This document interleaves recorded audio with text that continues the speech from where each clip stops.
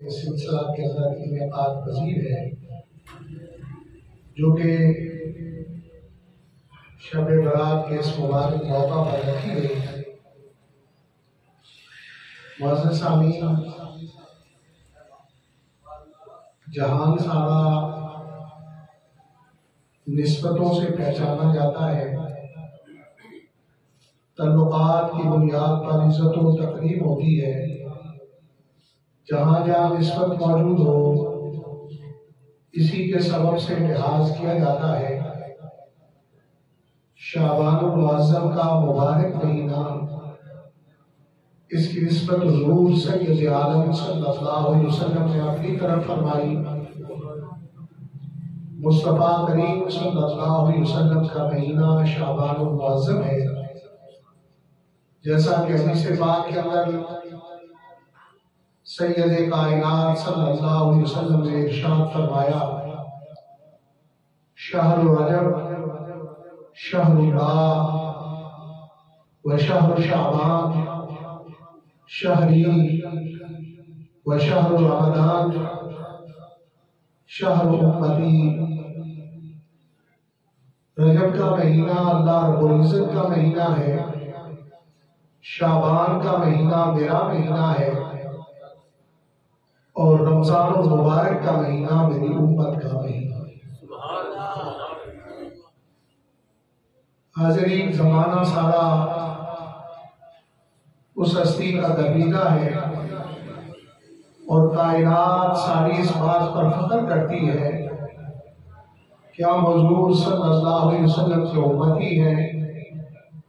آپ کے غلام ہیں، آپ کے چاہنے والے ہیں،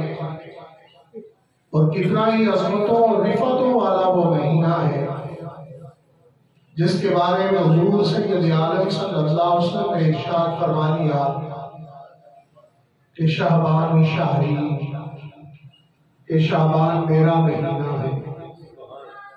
آپ اندازہ کریں کہ جتنے عشاق اور جتنے چاہنے والے اور جتنے پیار کرنے والے اور جتنے عقیدت رکھنے والے، کلمہ پڑھنے والے، اور میں سے اگر کسی کو یہ فرما دے کہ سلیمان میرا ہے، ابو بکر میرا ہے، تو اس کے اندر کتنا افتخار ہے، اس کے اندر کتنی عزت و تکریم ہے، اور اس کے اندر کتنا پیار موجود ہے۔ اگرچہ سارے مہینے اللہ رب العزت کے تخلیق کردہ ہیں، سارے دن اللہ رب العزت کے تخلیق کردہ ہیں، مگر شعبان وہ مہینہ ہے جسے حضور سید عالم صلی اللہ علیہ وسلم نے اپنا مہینہ قرار دیا ہے۔ تو یہ اپنا مہینہ جو قرار دیا گیا، اس کے ظاہر اسباب بھی موجود ہیں۔ پہلی بات تو یہ ہے کہ سورہ احزاب کی یہ مبارک آیت جو ہر خطیب کے خطبہ کا حصہ ہوتی ہے، ان اللہ و ملائکتہ یصلون علی النبی یا ایھا الذین آمنوا صلوا علیہ وسلموا تسلیما، اس آیت مبارکہ کو اسی ماہ شعبان المعظم کے اندر نازل فرمایا۔ یعنی امت پر جو درود و سلام کا وجوب کا حکم موجود ہے، یہ وجوب کا حکم اسی ماہ شعبان المعظم کے اندر آیا۔ تو اس اعتبار سے شعبان سید عالم صلی اللہ علیہ وسلم کا مہینہ ہے، اور اسی مہینے میں سرور کائنات صلی اللہ علیہ وسلم پر درود و سلام پیش کرنا یہ ہم پر واجب ہوا ہے۔ شاید اسی مناسبت سے حضور سید عالم صلی اللہ علیہ وسلم نے ارشاد فرمایا کہ جو آدمی ماہ شعبان کے اندر 700 مرتبہ درود شریف مجھ پر پڑھتا ہے، اللہ رب العزت فرشتے پیدا فرماتا ہے، جو فرشتے یہ درود و سلام کا ہدیہ اور نذرانہ امتی کی طرف سے نبی پاک صلی اللہ علیہ وسلم کی بارگاہ اقدس میں پیش کرتے ہیں، اور جب یہ نذرانہ اور ہدیہ حضور سید عالم صلی اللہ علیہ وسلم کی بارگاہ میں پیش کیا جا رہا ہوتا ہے، تو اس نذرانے پر آپ خوش ہوتے ہیں، اس ہدیے پر خوش ہوتے ہیں، تو اللہ رب العزت اور فرشتوں کو حکم فرماتا ہے کہ جس نے 700 مرتبہ درود و سلام کا نذرانہ پیش کیا ہے، قیامت تک تم اس کے لیے بخشش کی دعا کرتے ہیں۔ معزز حاضرین، چونکہ ماہ شعبان المعظم کو یہ بھی فضیلت حاصل ہے کہ حضور سید عالم صلی اللہ علیہ وسلم کے فرمان کے مطابق کہ بنی کلب کی بکریوں کے جتنے بال ہیں اتنے انسانوں کی اللہ رب العزت اس ماہ اقدس میں بخشش فرماتا ہے۔ تو ان بخشش کے اسباب میں سے، بخشش کے ذرائع میں سے حضور سید عالم صلی اللہ علیہ وسلم کی بارگاہ میں درود و سلام کا نذرانہ پیش کرنا۔ دیکھیں وہ کتنا سعادت مند انسان ہے اور کتنا وہ نیک بخت انسان ہے کہ جس کے لیے حضور سید عالم صلی اللہ علیہ وسلم کے خوش ہونے پر فرشتوں کو مقرر کر دیا جائے کہ تم نے اس کے لیے بخشش کی دعا کرنی۔ فرشتے جس کے لیے بخشش کی دعا کرتے ہوں یقیناً وہ سعادت مند اور نیک بخت ہے۔ اور بھلا اس بات پر بھی غور کیجئے کہ جس کے لیے بخشش کی دعا حضور سید عالم صلی اللہ علیہ وسلم اپنی زبان مبارک سے فرما دیں، وہ کتنا خوش نصیب اور کتنا سعادت مند ہے۔ تو نبی پاک صاحب الاولاق صلی اللہ علیہ وسلم نے اپنی دعاؤں سے بعد والے امتیوں کو بھی مستفید کرنے کے لیے کچھ دعائیں ایسی مانگی ہیں کہ ان زمروں اور ان جماعتوں کے اندر ہم بھی شامل اگر ہو جائیں تو اس دعا کے مستحق ہم بھی بن جاتے ہیں۔ نبی پاک صاحب الاولاق صلی اللہ علیہ وسلم سے جو مروی ہے کہ آپ نے یہ دعا فرمائی، اللہم ارشد الائمۃ واغفر للمؤذنین، یا الہ العالمین امت محمدیہ کے ائمہ کو ہدایت عطا فرما اور اذان دینے والوں کی بخشش فرما۔ تو دیکھیں ان بخشش کے بہانوں میں سے ایک یہ بھی بہانہ ہے، اگر آدمی اس نیت سے اذان سیکھے کہ میں نے اذان پڑھنی ہے، مؤذنین کی جماعت میں شامل ہو جاؤں گا، تو نبی پاک صلی اللہ علیہ وسلم نے مؤذنین کے لیے بخشش کی دعا فرمائی ہے۔ تو اس صورت کے اندر اس دعا کا مستحق وہ امتی بھی ٹھہرے گا، خواہ وہ 1400 سال بعد آئے یا 1500 سال بعد آئے، جب اس نیت سے وہ اذان دے گا کہ میں اذان دینے والوں کی صف میں شامل ہو جاؤں اور سید المرسلین صلی اللہ علیہ وسلم کی دعا کا مستحق بن جاؤں، تو یقیناً وہ بڑے ہی سعادت مند اور نیک بخت ہے جس کے لیے اللہ کے حبیب کے ہاتھ اٹھے۔ یہ تو ایسے ہاتھ ہیں جنہیں رد کیا ہی نہیں جاتا، یقیناً اس کی بخشش ہو جاتی ہے۔ اس طرح حضور سید عالم صلی اللہ علیہ وسلم نے عمرہ کے بعد جو لوگ ہلاک کرواتے ہیں ان کے لیے بخشش کی دعا مانگی، اللہم اغفر للمعلقین، کہ یا الہ العالمین ہلاک کروانے والوں کی بخشش فرما۔ صحابہ اکرام رضوان اللہ اجمعین نے عرض کیا حضور قصر والوں کے لیے بھی دعا مانگے، آپ نے پھر دوسری مرتبہ یہی دعا فرمائی کہ یا الہ العالمین ہلاک کروانے والوں کی بخشش فرما۔ صحابہ اکرام رضوان اللہ اجمعین نے عرض کی حضور مقصرین کے لیے دعا، تو نبی پاک صلی اللہ علیہ وسلم نے تیسری مرتبہ بھی پھر ہلاک کروانے والوں کے لیے بخشش کی دعا مانگی، اور چوتھی مرتبہ آپ نے قصر کروانے والوں کے لیے بخشش کی دعا مانگی۔ تو اس اعتبار سے ہلاک کروانے کے اندر فضیلت ہے کہ حضور سید عالم صلی اللہ علیہ وسلم نے ان کے لیے 3 مرتبہ بخشش کی دعا کی ہے اور قصر کروانے والوں کے لیے 1 مرتبہ بخشش کی دعا کی ہے۔ اگرچہ جو قصر کرے گا وہ بھی بخشا جائے گا، اس لیے کہ سید عالم صلی اللہ علیہ وسلم کی دعا تو کبھی رد نہیں ہوتی، اور جو ہلاک کروائے گا وہ بھی بخشا جائے گا۔ مگر نبی پاک صلی اللہ علیہ وسلم کی دعا کا مستحق بننے کا یہ ذریعہ ہے کہ یہ عمل خیر کیے جائیں تو ہم بھی اس جماعت میں شامل ہو جاتے ہیں جس جماعت کے لیے حضور سید عالم صلی اللہ علیہ وسلم نے بخشش کی دعا فرمائی۔ اسی طرح اگر درود و سلام کا نذرانہ نبی پاک صلی اللہ علیہ وسلم کی بارگاہ اقدس میں پیش کیا جائے تو یہ سعادت نصیب ہو جاتی ہے کہ ہم سیاہکاروں اور گناہ گاروں کے لیے بھی فرشتے بخشش کی دعا فرماتے ہیں۔ تو یہ بخشش کے ان ذرائع میں سے ہے۔ دیکھیں انسان سیاہکار ہے، خطا کا پتلا ہے، کبھی بھی اسے غلطی ہو سکتی ہے، گناہ کا صدور ہو سکتا ہے، بلکہ میں یہ کہتا ہوں کہ انسان اور فرشتے کے اندر یہ فرق ہے کہ فرشتے سے کبھی گناہ نہیں ہوتا، مگر انسان جو ہے اس سے گناہ ہوتا ہے، اور گناہ کرنے کے بعد وہ اللہ رب العزت کی بارگاہ میں توبہ کر لیتا ہے، معافی مانگ لیتا ہے۔ یہ انسان کی شان ہے کہ اللہ رب العزت اسے توفیق توبہ عطا کرتا ہے اور وہ رب تعالیٰ کی بارگاہ میں معافی مانگتا ہے، اور جو معافی مانگے خطا کر کے وہ انسان ہے، اور جو گناہ کر کے معافی نہ مانگے وہ شیطان ہوتا ہے۔ تو اس لیے اللہ رب العزت کے حضور تائب ہو جانا، معافی مانگ لینا، یہ انسان کی سعادت مندی اور نیک بختی کی علامت ہے۔ جسے توفیق توبہ نصیب ہو جائے وہ یقیناً بڑا اس لحاظ سے سعادت مند ہے کہ اللہ رب العزت نے اس پر یہ کرم کر رکھا ہے کہ اسے توفیق توبہ نصیب ہو گئی ہے۔ یہ بھی کوئی بڑوں کی دعا کے سبب سے، کسی کی دعا کی وجہ سے ہی ایسی توفیق نصیب ہوتی ہے، ورنہ بڑے اس توفیق سے بھی محروم جاتے ہیں کہ وہ توبہ ہی نہیں کر سکتے، اگرچہ ان سے کوئی غلطی یا گناہ ہوا ہے، کوئی جرم اور خطا ہوئی ہے۔ تو معزز سامعین، یہ دن، یہ مہینے یا ایسے ایام انسان کے لیے ایک تبدیلی کا ذریعہ بنتے ہیں،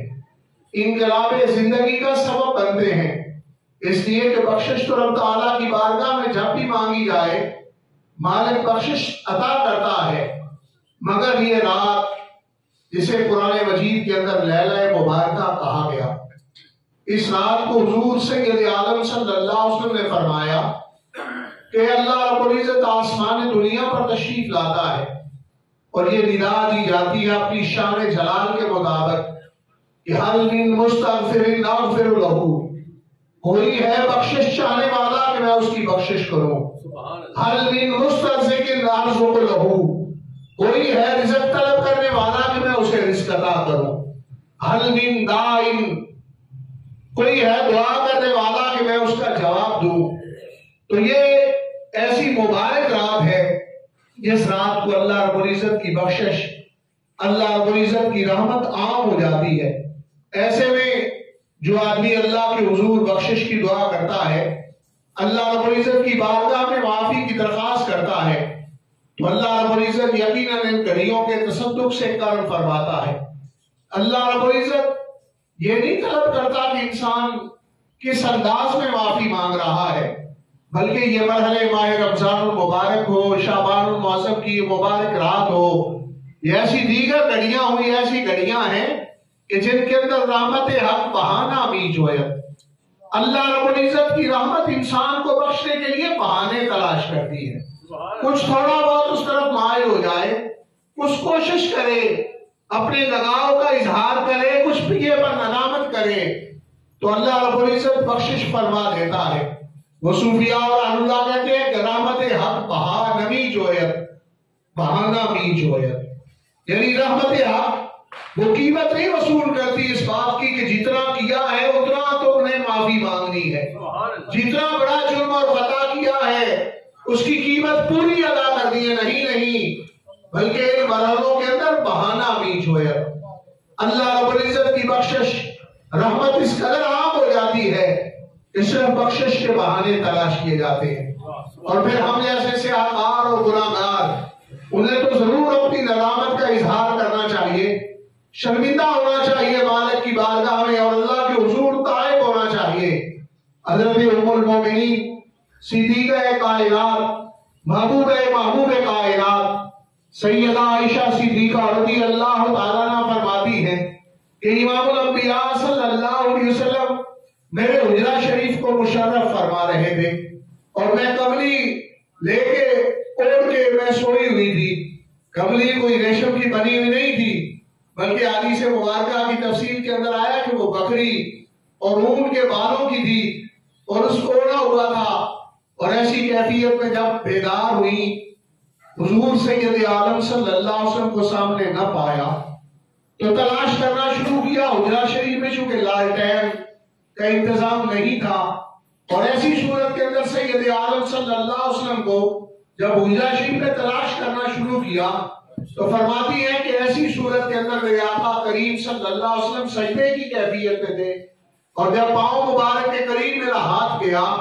تو میں نے محسوس کیا کے پاؤں مبارک متورم ہیں، ان پر سو جا چکی ہے۔ حضور سید عالم صلی اللہ علیہ وسلم اس کیفیت کے اندر اللہ رب العزت کے حضور دعا فرما رہے تھے، جس دعا کا مفہوم یہی ہے کہ تو مالک ہے، تو نے مجھے تخلیق کیا ہے، تیرے کرم اور مہربانیاں ہیں، تو نے مجھ کو اتنا عطا کیا ہے، تو میری بخشش فرما دے۔ تو یہ دعا دیکھیں وہ ہستی جن کے ساتھ رب تعالیٰ کا یہ وعدہ ہے کہ وَلَلْآخِرَةُ خَيْرٌ لَكَ مِنَ الْأُولَىٰ، جن کی ہر گھڑی پہلی گھڑی سے بعد والی بہتر ہے، جن کے ساتھ جنت کے بلند مقامات کا وعدہ موجود ہے، وہ ہستی بھی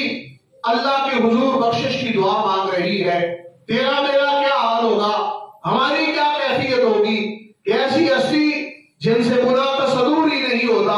وہ ہستی بھی رب تعالیٰ کے حضور اپنی عاجزی کا اظہار کر رہی ہے۔ ام المومنین صدیقہ کائنات، محبوب کائنات سیدہ عائشہ صدیقہ رضی اللہ تعالیٰ عنہ فرماتی ہے، میرے آقا کریم صلی اللہ علیہ وسلم کے پاؤں مبارک کو میں نے دبانا شروع کیا خدمت کے لیے، چونکہ سوجن آ چکی تھی، تو اس سبب سے دبانا جب شروع کیا، اور ساتھ میں نے یہ عرض بھی کر دیا کہ حضور آپ کو اتنی مشقت اٹھانے کی کیا ضرورت ہے؟ نبی پاک صلی اللہ علیہ وسلم آپ اس قدر کیوں عبادت فرما رہے ہیں کہ آپ کے پاؤں مبارک متورم ہو جائے؟ آپ کے ساتھ رب تعالیٰ نے بلند وعدے کر رکھے ہیں۔ تو حضور سید عالم صلی اللہ علیہ وسلم نے تعلیم امت کے لیے ارشاد فرمایا، یہ معاملات بعض اوقات ہمیں سکھانے کے لیے نبی پاک صلی اللہ علیہ وسلم فرماتے ہیں، آپ کو خود ان کی ضرورت نہیں ہوتی۔ آپ نے ارشاد فرمایا جس مرحلہ کے اندر زندگی اور موت کے فیصلے لکھے جا رہے ہیں، سال کا رزق لکھا جا رہا ہے، میں چاہتا ہوں کہ اس مرحلے کے اندر رب تعالیٰ کا شکر گزار بندہ ہو کے مالک کی بارگاہ میں۔ حضرت سامعین، جس ہستی نے ہمارے فیصلے لکھوانے ہیں، جس ہستی نے آج کی رات کو فیہا یفرق کل امر حکیم کہ جو ہر حکمت والا کام جو ہے اسے بانٹ دیا جانا ہے، وہ زندگی کا معاملہ ہو، موت کا معاملہ ہو، بلکہ حضور سید عالم صلی اللہ علیہ وسلم کا فرمان ہے کہ ایک آدمی اپنے لیے محل تیار کر رہا ہے اور اسی رات کو اس کی موت کا فیصلہ لکھا جا رہا ہے کہ اس سال اس نے مر جانا ہے۔ تو دیکھیں ایسی کیفیت کے اندر اللہ رب العزت کی بارگاہ میں عاجزی کا اظہار کرنا، اللہ رب العزت کے حضور بندگی کرنا، ندامت کا اظہار کرنا، اگر پہلے کوئی غلطی یا جرم ہوا ہے تو ان خطاؤں پر شرمندگی کا اظہار کرنا، یہ انتہائی ضروری عمل ہے۔ جب فیصلے لکھے جا رہے ہیں تو ایسی صورت کے اندر تو کوئی احمق ہوگا یا بے وقوف ہوگا کہ جو رب تعالیٰ کی ناراضگی کو دعوت دے، اور ایسی صورت کے اندر یا غضب کو دعوت دے۔ یہ لوگ جو اس رات کو دیکھیں جب اتنے اہم فیصلے ہمارے حوالہ سے ہو رہے ہیں، اور پھر ایسے وقت کے اندر پٹاخے چلانا، ایسے وقت کے اندر ایسے فضول مشاغل میں مصروف رہنا، یہ تو ایسا کام ہے جس میں تسبیح و تعلیل کرنی چاہیے، ذکر الہی کرنا چاہیے۔ حضور سید عالم صلی اللہ علیہ وسلم کی ایسی شخصیت اللہ رب العزت کی بارگاہ میں بخشش کی دعا فرما رہے ہیں، بلکہ ایک اور حدیث مبارکہ کے اندر ہے کہ مائی صاحب رضی اللہ تعالیٰ عنہ نے جب دیکھا تو آپ جنت البقیع میں تشریف فرما تھے، اور جنت البقیع میں جتنے اہل اسلام دنیا سے جا چکے تھے ان کے لیے بخشش کی دعا فرما رہے ہیں۔ تو اس لیے اس رات کے معمولات میں سے ایک نبی پاک صلی اللہ علیہ وسلم کی سنت یہ بھی ہے کہ اپنے تعلق دار اعزاء کلمہ گو بھائی جو دنیا سے جا چکے ہیں ان کے پاس قبرستان میں جانا اور ان کے لیے دعائیں مغفرت کرنا۔ لیکن یہ بات یاد رکھیں کہ یہ خواتین کے لیے نہیں، یہ مردوں کے لیے نبی پاک صلی اللہ علیہ وسلم کی سنت مبارک ہے۔ مرد جائیں قبرستان کو شب رات کی رات اور وہاں جا کر اللہ رب العزت کی بارگاہ میں ان کے لیے بھی بخشش کی دعا کریں، اپنے لیے بھی کریں۔ موت کی اس کیفیت کو دیکھیں کہ ہمارے جیسے لوگ اعضاء اور قوا رکھنے والے، صلاحیتیں اور استعداد رکھنے والے، ہماری جیسی زندگی گزارنے والے اب قبروں کے اندر موجود ہیں۔ اس سے موت یاد آتی ہے، اس سے فکر آخرت دامن گیر ہوتی ہے۔ یہ بہت بڑا سبب ہے قبرستان میں جانا، یہ بڑا نصیحت آموز معاملہ ہے، اور ایسی سیر صورت کے اندر جانا، وہاں ان کے لیے بھی بخشش کی دعا کرنا، اپنے لیے بھی بخشش کی دعا کرنا، یہ حضور سید عالم صلی اللہ علیہ وسلم کا اس رات کا مبارک معمول ہے، اور اسی طرح آپ کا عبادت کرنا، یہاں تک کہ مولا کائنات تاجدار حلقہ شیر خدا سیدنا علی المرتضی رضی اللہ عنہ فرماتے ہیں کہ حضور سید عالم صلی اللہ علیہ وسلم نے فرمایا کہ اس شعبان کی رات کو کثرت سے عبادت کیا کرو، کثرت سے قیام کیا کرو، اور 15ویں شعبان کا روزہ رکھا کرو۔ اور اسی طرح حضرت مولا کائنات تاجدار حلقہ شیر خدا سیدنا علی المرتضی رضی اللہ عنہ بیان کرتے ہیں کہ میں نے سید عالم صلی اللہ علیہ وسلم کو دیکھا کہ آپ نے 14 رکعت نماز ادا فرمائی، نماز ادا کرنے کے بعد 14 مرتبہ سورہ فلق کو پڑھا، 14 مرتبہ آپ نے سورہ ناس کو پڑھا، پھر ایک مرتبہ آیت الکرسی پڑھی، پھر ایک مرتبہ قرآن مجید کی آیت مبارکہ لقد جاءکم رسول الی آخرہ تک آپ نے اس کو تلاوت فرمایا۔ تو مولا کائنات سیدنا علی مرتضی رضی اللہ عنہ فرماتے ہیں کہ اس عمل کو جب میں نے دیکھا تو نبی پاک صلی اللہ علیہ وسلم کی بارگاہ میں عرض کیا کہ اس عمل کا کیا فائدہ ہے، یہ عمل آپ کیوں فرما رہے ہیں؟ تو آپ نے فرمایا کہ اس عمل سے آدمی کو 20 سال کی نیکیاں نصیب ہو جاتی ہیں۔ اور حضرت مولا کائنات سیدنا علی مرتضی رضی اللہ عنہ فرماتے ہیں کہ میں نے عرض کی حضور میں نے دیکھ بھی لیا ہے، اور میں نے آپ کے کلمات سن بھی لیے ہیں، اور ان کو یاد بھی کر لیا ہے۔ تو نبی پاک صلی اللہ علیہ وسلم نے فرمایا ٹھیک ہے، خود بھی کیا کرو اور اسے آگے بھی پہنچاؤ تاکہ لوگ اس سے نفع حاصل کر سکیں اور ایسا عمل کر سکیں۔ تو اس لیے شب برات کے معمولات میں نبی پاک صلی اللہ علیہ وسلم کا عمل مبارک اس نماز کی ادائیگی اور اس قدر قرآن مجید کی ان آیات کی تلاوت، یہ بھی نبی پاک صلی اللہ علیہ وسلم کا عمل مبارک ہے اور ہمارے لیے سنت کا درجہ رکھتا ہے۔ اس لیے اس رات کو توبہ استغفار کرنا، نبی پاک صاحب الاوراق صلی اللہ علیہ وسلم کی بارگاہ میں درود و سلام پیش کرنا، اس رات کو قیام کرنا، سجدہ اور رکوع کرنا اور تلاوت کلام مجید کرنا، یہ سلف کے معمول رہے ہیں۔ حتیٰ کہ شعبان المعظم کا مہینہ، اس مہینے کے بارے میں حدیث مبارکہ کے کلمات ہیں کہ اللہ رب العزت کی بارگاہ میں ماہ شعبان نے عرض کی کہ یا الہ العالمین، تو نے مجھے 2 مبارک مہینوں کے اندر رکھ دیا ہے، ما جعلت لی، اور میرے اندر کون سی خیر رکھی ہے؟ اس سے پہلے رجب بھی ہے، بعد میں شعبان بھی ہے، اور میرے اندر کون سی چیز ہے؟ تو اللہ رب العزت نے فرمایا فیہ قراءۃ القرآن، ماہ شعبان کے اندر ہم نے قرأت قرآن مجید کو رکھا ہے۔ صحابہ کرام رضوان اللہ اجمعین، تابعین، تبع تابعین سے یہ بات مروی ہے کہ ان میں سے قراء حضرات جو ہیں اپنے کاروباری مشاغل کو ختم کر دیتے تھے، شعبان کے اندر اور قرآن مجید کی کثرت سے تلاوت کرتے تھے۔ حضرت سیدنا ابی بن کعب رضی اللہ عنہ سے یہ بات مروی ہے، دیگر جو قراء صحابہ کرام رضوان اللہ اجمعین تھے ان سے یہ بات مروی ہے کہ ان کا عمل مبارک تھا کہ وہ ماہ شعبان کے اندر قرآن مجید کی تلاوت کثرت کے ساتھ کیا کرتے تھے۔ اس میں رب تعالیٰ نے جو خاص عبادت رکھی وہ تلاوت قرآن کی عبادت ہے، اور شان نزول کے اعتبار سے درود و سلام کے وجوب کا حکم امت پر وہ اس ماہ اقدس کے اندر آیا ہے۔ تو اس مناسبت سے ماہ شعبان کے اندر درود و سلام کی کثرت کرنا، بلکہ حکیم الامت مفتی احمد یار خان نعیمی رحمہ اللہ نے یہ بات لکھی ہے کہ اگر رب تعالیٰ زندگی کے اندر شب برات کو نصیب کر دے تو اسے 3 حصوں میں تقسیم کرنا چاہیے۔ پہلا حصہ توبہ استغفار میں گزارنا چاہیے، دوسرا حصہ اس توبہ استغفار کو قبول کروانے کے لیے نبی پاک صلی اللہ علیہ وسلم کی بارگاہ میں درود و سلام پیش کرنے میں گزارنا چاہیے، اور تیسرا حضرت نے حصہ فرمایا کہ اسے قیام اور رکوع کی صورت کے اندر عبادت کرتے ہوئے اس کو گزارنا چاہیے، تاکہ اس سے پہلے درود و سلام ہو جائے گا تو یہ بھی قبولیت کا سبب بن جائے گا۔ تو اس انداز میں اس مہینے کو بھی گزارنا اور اس رات کو بھی گزارنا کہ اس کے اندر اس طرح عبادت کا یہ سلسلہ جاری رہے، اور پھر اس دن کے روزہ جو 15ویں شعبان کا روزہ ہے، حضور سید عالم صلی اللہ علیہ وسلم نے اس کے بارے میں فرمایا کہ یہ روزہ 1 دن کا اگرچہ روزہ ہے لیکن 2 سال کے روزے رکھنے کا ثواب رب تعالیٰ اس پر عطا فرمائے۔ تو اس اعتبار سے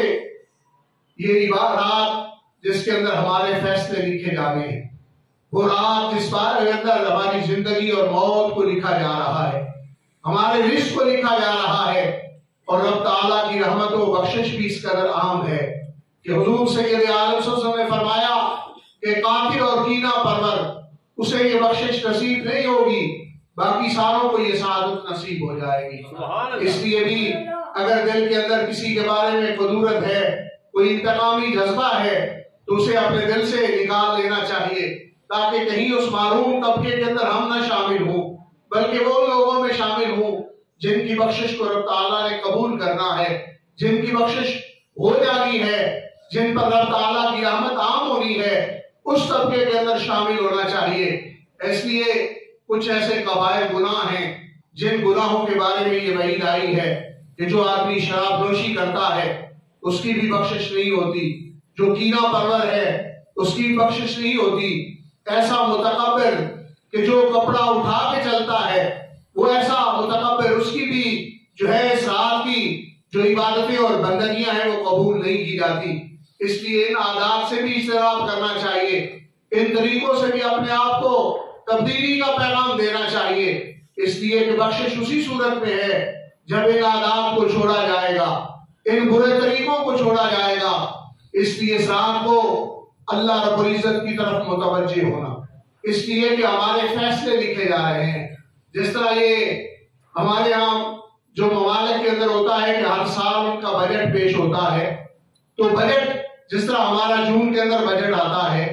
تو اسی طرح اس لیلہ مبارکہ کو، شب برات کو بھی برات اسی لیے کہتے ہیں کہ چونکہ اس رات کو کثیر لوگوں کی بخشش ہوتی ہے۔ اس کو لیلۃ السک بھی کہا گیا۔ لیلۃ السک کا مطلب بجٹ کی رات، جس رات کو رزق لکھا جا رہا ہے، جس رات کو موت لکھی جا رہی ہے، جس رات کو زندگی لکھی جا رہی ہے۔ تو اس اعتبار سے ایسے مرحلہ کے اندر اللہ رب العزت کی بارگاہ میں متوجہ ہونا، اللہ رب العزت کی طرف مائل ہونا، یہ انتہائی ضروری ہے، اور اپنے آپ کو سجدہ ریز کرنا، ندامت کا اظہار کرنا، شرمندگیوں کا اظہار کرنا، اور پھر دیکھیں یہ بارگاہ اس کریم کی بارگاہ ہے، اس رحیم کی بارگاہ ہے، اس رحمان کی بارگاہ ہے کہ یہاں سے معافی مانگیں تو اکتاہٹ نہیں ہوتی، جہاں سے کچھ طلب کریں تو ایسا نہیں کہ جواباً کو سختی برتی جائے، بلکہ جب انسان سچے دل سے توبہ کر لیتا ہے تو حضور سید عالم صلی اللہ علیہ وسلم فرماتے ہیں التائب من الذنب کما لا ذنب لہ، گناہوں سے توبہ کرنے والا رب تعالیٰ اسے ایسا ستھرا اور پاک کرتا ہے کہ جیسے اس نے زندگی بھر کبھی گناہ کیا ہی نہیں۔ دیکھیں توبہ ایسا سائیکل ہے، ایسا صفائی اور ستھرائی کا سامان ہے۔ کپڑا داغدار ہو جائے تو آپ سرف سے صاف کرتے ہیں، صابن سے صاف کرتے ہیں، لیکن اگر گناہ گار ہو جائے آدمی، اس سے معصیت ہو جائے، اس کا دل زنگ آلود ہو جائے، تو اس کی صفائی اور تطہیر کا ذریعہ وہ اللہ رب العزت کی بارگاہ میں توبہ کرنا ہے۔ توبہ کا آنسو ایسا آنسو ہے، یہ ایسا گرم پانی ہے کہ جتنے بڑے داغ بھی دل پر لگے ہوں، جتنی بڑی گناہوں کی آلودگی ہو، جتنی بڑی سیاہکاری ہو، یہ آنسو سے دھو ڈالتا ہے۔ لیکن توبہ سچے دل سے ہونی چاہیے۔ مقتنع عناف حضرت سیدنا عبداللہ بن مسعود رضی اللہ عنہ فرماتے ہیں کہ توبہ کیا چیز ہے؟ التوبۃ ہی الندم، توبہ شرمندگی ہے، شرمندگی کا احساس ہے، شرمندگی کی کیفیت ہے۔ ندامت کا نام توبہ ہے، یہ نہیں کہ ندامت کے بغیر ہنسی مزاح میں کانوں کی لو کو ہاتھ لگا لیا کہ میری توبہ ہے، اس کا نام توبہ نہیں، شرمندگی کے احساس کا نام توبہ ہے، ندامت کے احساس کا نام توبہ ہے۔ اور یہ ندامت جب حاصل ہوتی ہے، آدمی اللہ رب العزت کی بارگاہ میں گڑاتا ہے، تو یقیناً اللہ رب العزت اس طرح پاک اور ستھرا کرتا ہے کہ جس طرح اس نے زندگی بھر گناہ نہیں کیا۔ اور دیکھیں قرآن مجید کے اندر جو طلب کیا گیا، ہم سے جو تقاضا کیا گیا، توبوا الی اللہ توبۃ نصوحا، کہ اللہ رب العزت کی بارگاہ میں رجوع کرو، رجوع ایسا جو پختہ ہو، پکی توبہ ہو۔ اس پکی توبہ کو حضرت فلاسفہ الامہ امام محمد غزالی رحمہ اللہ نے ہمیں سمجھایا کہ وہ توبۃ النصوحا کیا ہے۔ حضرت ارشاد فرماتے ہیں کہ جو گناہ ہوا، گناہ ہونے کے بعد رب تعالیٰ شرمندگی کا اظہار کیا، مالک سے معافی مانگی، معافی مانگنے کے بعد کبھی بھی زندگی بھر اس گناہ کا صدور نہ ہو، تو اس کا نام توبۃ نصوحہ ہے، اس کا نام توبۃ نصوحہ ہے۔ اور اسی توبہ کا تقاضا کلام الہی ہم سے کر رہا ہے، اور جسے توبۃ نصوحہ نصیب ہو جائے، اللہ رب العزت اس کے گناہوں کو بھی معاف فرما دیتا ہے، اس کے درجات کو بھی بلند فرما دیتا ہے، اسے بلند سے بلند اور اعلیٰ مقام بھی عطا فرماتا ہے، اس لیے کہ وہ بڑا کریم ہے۔ توبہ جب انسان اس سے کرتا ہے تو یہی تو انسان اور شیطان کا فرق ہے کہ جب انسان توبہ کرتا ہے تو اللہ رب العزت اپنی رحمت کی بارش اس پر برساتا ہے، اپنے کرم کی بارش برساتا ہے، اور یہ جذبہ توبہ کا یہ بہت بڑا جذبہ ہے اور بڑی توفیق ہے، اور یہ شاید کسی کے دعا کے سبب سے نصیب ہوتی ہے، اور یہ توفیق توبہ حاصل ہو جانا میں سمجھتا ہوں بہت بڑا اللہ رب العزت کا کرم ہے اور اللہ رب العزت کا احسان ہے۔ لیکن اس کے لیے انتظار نہیں کرنا چاہیے کہ ابھی عمر میری 30 سال ہے، بڑی عمر باقی ہے، کر لیں گے توبہ۔ اس کے لیے یہ انتظار نہیں کرنا چاہیے بھائی ابھی تو 40 کو عبور کیا ہے، بڑی عمر پڑی ہے، کر لیں گے توبہ، اس لیے کہ موت اس کا علم نہیں اور اس کے لیے عمر کی کوئی حد نہیں، کسی گھڑی میں بھی آ سکتی ہے، نوجوان پر بھی موت آ سکتی ہے، بوڑھے پر بھی آ سکتی ہے، کسی اور پر بھی آ سکتی ہے، تو اس اعتبار سے اس کا انتظار نہ نہیں کریں، بلکہ ایسے مواقع جو شب برات کی صورت کے اندر ہمیں حاصل ہیں، یا لیلۃ القدر کی صورت میں حاصل ہے، یا ماہ رمضان المبارک جیسا کریم مہینہ جو آ رہا ہے وہ ہمیں نصیب ہوگا، تو ایسے صورت کے اندر معافی مانگ لینی چاہیے، آئندہ کے لیے توفیق خیر رب تعالیٰ کی بارگاہ سے حاصل کر لینی چاہیے۔ اور پھر دیکھیں کہ رمضان المبارک کے اندر روزے فرض ہیں اور ظاہر ان کو نہ رکھیں گے تو گناہ گاری ہوگی۔ شعبان کا مہینہ ایسا مہینہ ہے کہ حضرت ام المومنین صدیقہ کائنات حضرت سیدہ عائشہ صدیقہ رضی اللہ تعالیٰ فرماتی ہیں کہ حضور سید عالم صلی اللہ علیہ وسلم کثرت کے ساتھ روزے ماہ شعبان کے اندر رکھتے تھے، جیسے آپ نے پورا شعبان روزہ رکھا۔ محدثین نے اس پر جرا کرتے ہوئے فرمایا کہ کثرت کا اطلاق اس لیے ہے کہ اس اعتبار سے کہ آپ زیادہ روزے رکھتے تھے، پورا شعبان اس سے مراد نہیں لیکن کثرت سے آپ رکھتے تھے، تو ظاہر ہے ہم نے رمضان میں فصیح روزے رکھنے ہیں۔ انسان کی طبیعت، انسان کی فطرت اور جبلت یہ ہے کہ اگر یہ سہولت کا عادی ہو جائے تو پھر سہل پسند ہو جاتا ہے، اگر مشکل کا عادی ہو جائے تو پھر یہ مشکلات سے آسانی سے گزر جاتا ہے۔ وَالنَّفْسُ قَالطِّفْلِ إِنْ شَبَّ عَلَىٰ حُبِّ الرَّضَاعِ وَإِنْ تُفْطِمْهُ يَنْفَطِمِ، کہ نفس انسانی جو ہے وہ ایک بچے کی طرح ہے، اگر اسے کثرت سے دودھ پلایا جائے تو وہ دودھ مانگتا ہی رہتا ہے اور دودھ سے اس کا پیٹ نہیں بھرتا، اور اگر اس کا دودھ چھڑا لیا جائے تو وہ دودھ کو چھوڑ دیتا ہے۔ تو اسی طرح انسان کا معاملہ ہے کہ جب یہ سہل پسند اسے رکھا جائے تو پھر یہ سہل ہو جاتا ہے، جب یہ مشقت کرے تو پھر مشکلوں سے آسانی سے گزر جاتا ہے۔ دیکھیں جن کو سعادت نصیب ہوئی ہے حرمین شریفین کی زیارت کی، وہ سمجھتے ہوں گے کہ جب غار ثور پر ہم جاتے ہیں، غار ہرا پر جاتے ہیں تو ہم سے جو پہاڑ کے علاقے کے رہنے والے لوگ ہیں وہ آسانی سے سفر کر رہے ہوتے ہیں، بلکہ ترک دیگر پہاڑی علاقوں کے جو لوگ ہیں وہ بوڑھے بوڑھے اور ضعیف بھی وہ چل کے وہاں شوق سے جا رہے ہوتے ہیں، اگرچہ ہم دقت محسوس کرتے ہیں، اس کی وجہ یہ ہے کہ وہ پہاڑی سفر کے عادی ہوتے ہیں، پہاڑ پر چلنا ان کی عادت اور فطرت ہے، تو ان کے لیے یہ مشکل محسوس نہیں ہوتا۔ اسی طرح انسان کی فطرت کا یہی معاملہ ہے۔ تو شعبان المعظم میں اگر کبھی نفلی روزہ رکھ لیں گے، کبھی چھوڑ دیں گے، تو ماہ رمضان المبارک کے اندر فرضی روزہ رکھنا ہمارے لیے آسان ہو جائے گا۔ شاید اسی حقیقت کو حضرت پیران پیر محی الملت والدین شاہ جیلان حضرت سیدنا شیخ عبد القادر جیلانی 11ویں شریف والے پیر رحمہ اللہ نے حضرت سیدنا سفیان ثوری رحمہ اللہ کا قول مبارک نقل کیا ہے، تو وہ بھی بہت بڑی صالحین میں سے ہستی ہوئی ہے، تابعین میں جو تقویٰ کے امام ہستیاں ہوئی ہیں ان میں سے آپ کا نام نامی ہے۔ تو حضرت سیدنا سفیان ثوری رحمہ اللہ ارشاد فرمایا کرتے تھے کہ شہر الرجب شہر الزرع و شہر الشعبان شہر الصدق اور شہر رمضان شہر الاساد. آپ یہ فرماتے تھے کہ رجب کا مہینہ بیج بونے کا مہینہ ہے اور شعبان کا مہینہ سینچنے کا مہینہ ہے، پانی دینے کا مہینہ ہے، اور فرماتے تھے کہ رمضان شریف کا مہینہ فصل کاٹنے کا مہینہ ہے. سبحان اللہ. اور آپ کا یہ فرمان اقدس ہے کہ فصل وہی کاٹے گا جو بیج بوئے گا، ورنہ جو بیج نہیں بوئے گا وہ فصل کاٹنے کے دن شرمندگی محسوس کرے گا. اس لیے اپنے آپ کو خیر کا عادی کرنا،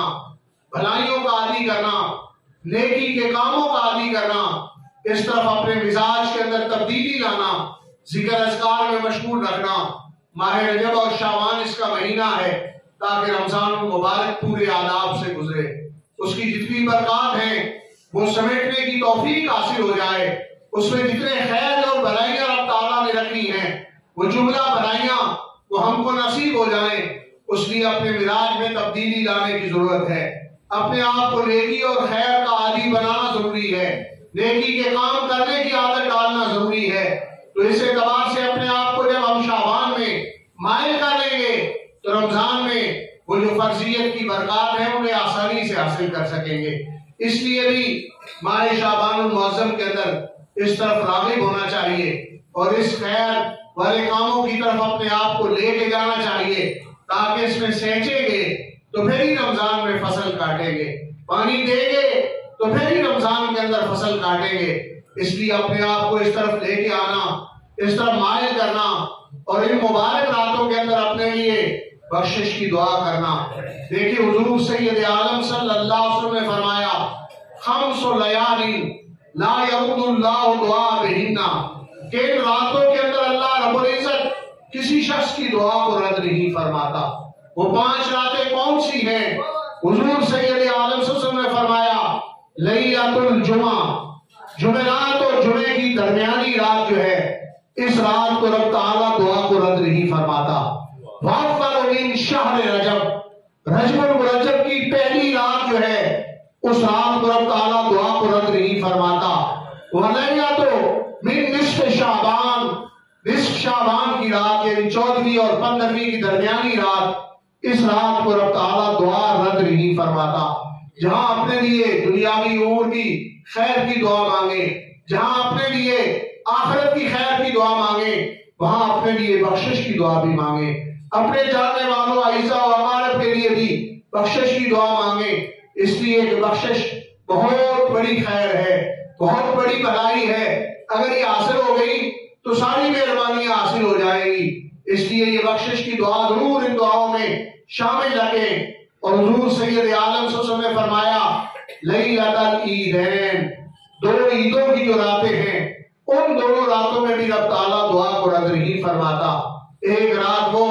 لیلۃ الفطر جسے ہم چاند رات سے تعبیر کرتے ہیں، جسے بازاروں میں گزار دیتے ہیں، غفلت اور بے دھیانی میں گزار دیتے ہیں، وہ ایسی مبارک رات ہے کہ اس رات کو رب تعالیٰ دعا کو رد نہیں فرماتا. اور 5ویں رات لیلۃ الضحیٰ، 9ویں اور 10ویں ذی الحجہ کی درمیانی رات ہے. اس رات کو بھی جو آدمی دعا کرے اس دعا کو رب تعالیٰ رد نہیں فرماتا. اسی طرح کچھ دنوں کے بارے میں یہ آیا ہے کہ ارواح جو ہیں وہ اپنے گھروں کو لوٹتے ہیں. ان میں سے ایک وہ جمعرات کا دن ہے کہ شام تک ارواح گھروں میں رہتے ہیں، کچھ مل جائے تو پھر ٹھیک ہے، نہ ملے تو حسرت کے ساتھ لوٹ جاتے ہیں. اس طرح یہ 15ویں شعبان کی رات ہے، جب شام ہو جائے تو حسرت کے ساتھ لوٹ جاتے ہیں، ارواح گھروں میں آتے ہیں. اسی طرح لیلۃ الفطر ہے، لیلۃ الضحیٰ ہے، سرکار دو عالم صلی اللہ علیہ وسلم نے اس کو بیان فرمایا ہے. تو اس اعتبار سے ان دنوں کے اندر اپنے لواحقین اور تعلق داروں کے لیے ایصال ثواب کا ضرور اہتمام کیا کریں. اس لیے کہ ارواح گھروں کو لوٹتے ہیں اور کچھ نہ ملے تو حسرت کے ساتھ شام کو واپس چلے جاتے ہیں. تو اپنے اعزاء و اقارب جو کیفیت حضور سید عالم صلی اللہ علیہ وسلم نے بیان فرمائی یقیناً وہ حق ہے. اس لیے ان کے لیے ہدیے کا اہتمام کرنا، تحفے کا اہتمام کرنا، ایصال ثواب کا اہتمام کرنا، اس لیے کہ وہ قرابت دار ہیں، تعلق دار ہیں، ماں ہے، باپ ہے، بھائی ہیں، جو بھی ارواح آتے ہیں ان کی خدمت کے لیے یہ بھی کوشش کرنا. اس لیے شب برات کے اس موقع پر بھی ایصال ثواب کا اہتمام دعا بخشش کی قبرستان میں جانا، درود و سلام کی کثرت کرنا، استغفار کی کثرت کرنا، اللہ رب العزت کی بندگی میں قیام کرنا، رکوع اور سجدہ کرنا اور تلاوت قرآن کرنا، اس انداز میں اپنی اس رات کو بھی گزاریں اور ماہ شعبان کی برکات کو سمیٹنے کے لیے بھی خیر اور بھلائی کا اپنے آپ کو عادی بنائیں، تاکہ رمضان المبارک آئے گا تو اس کی برکتیں حقیقی صورت میں ہم حاصل کر سکیں۔ وما علیہ الا البلاغ المبین۔ موضوع کے متعلق کسی کے ذہن میں کوئی